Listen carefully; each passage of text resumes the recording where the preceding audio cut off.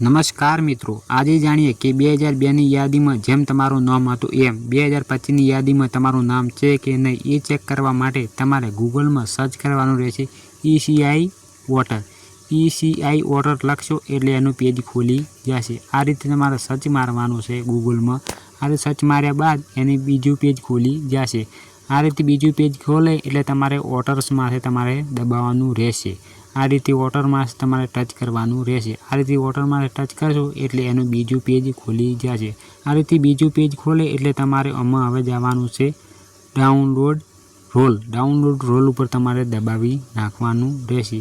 આ રીતે એનો ડાઉનલોડ રોલમાંથી તમે દબાશો એટલે એની બીજું પેજ ખોલી જશે. ડાઉનલોડ રોલમાંથી દબાયા બાદ એના તમારે બીજું પેજ ખોલે એટલે સીધું તમારું રાજ્ય પસંદ કરવાનું રહેશે. તમારું જે પણ રાજ્ય હોય તમારે પસંદ કરવાનું છે. તો હું ગુજરાત પસંદ કરું છું.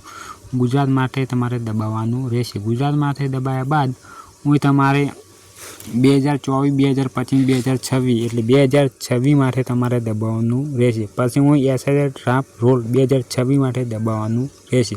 પછી તમારે અહીં તમારો જિલ્લો પસંદ કરવાનો રહેશે.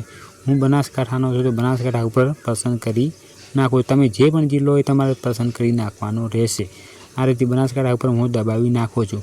પછી હું મારો તાલુકો પસંદ કરું છું. જે પણ બનાસકાંઠામાં તાલુકો આવે એ બધા આમાં બતાવશે. હું ધાનેરા તાલુકાનો હું ધાનેરા માથે દબાવી નાખું છું. પછી હું ગુજરાત ઓટોમેટિક આવી જશે. આ રીતે ગુજરાત આવ્યા બાદ હું પણ જે ધાનેરાના ગામડો હશે એ બધાય બતાવશે. જેટલા પણ ધાનેરાના ગામડો હશે એ બધાય આ રીતે બતાવશે. પછી આગળ જવા માટે તમારું પાક્ષીમાં આ રીતે 2 નંબર દબાવવાના રહેશે. આ રીતે બીજો નંબર આવી જશે એટલે તમારે 11 થી 20 બતાવશે. પછી ફેર તમે દબાવશો એટલે હું 3 નંબર બતાવશે. 3 નંબર બતાવ્યા બાદ હું 21 થી 30 સુધી બતાવશે. આ રીતે તમારે જે પણ ગામડું તમારે આવતું હોય એ ગામડામાં માથે જઈ અને હું તમારે ટચ ટીપકું કરવાનું રહેશે. આ રીતે ટીપકું કરી અને હું તમારે કેપ્ચા કોડ ભરી નાખવાનો રહેશે. જે મારો હું કેપ્ચા છે હું ભરી નાખું છું. આ રીતે તમારે કેપ્ચા ભરી નાખવાનો રહેશે. હું મારો કેપ્ચા ભરી નાખું છું. આ રીતે કેપ્ચા ભરી નાખી અને તમારે હું ડાઉનલોડનું બતાવશે તેઓ ડાઉનલોડને તમારે દબાવવાનું રહેશે. આ રીતે ડાઉનલોડમાંથી દબાવશો એટલે તમારા જે પણ તમારા ગામની PDF હશે એ તમારી બધી PDF ડાઉનલોડ થઈ જાય. PDF ડાઉનલોડ થયા પછી તમારે ચેક કરવાનું છે કે તમારા PDFમાં તમારું નામ છે કે નહીં.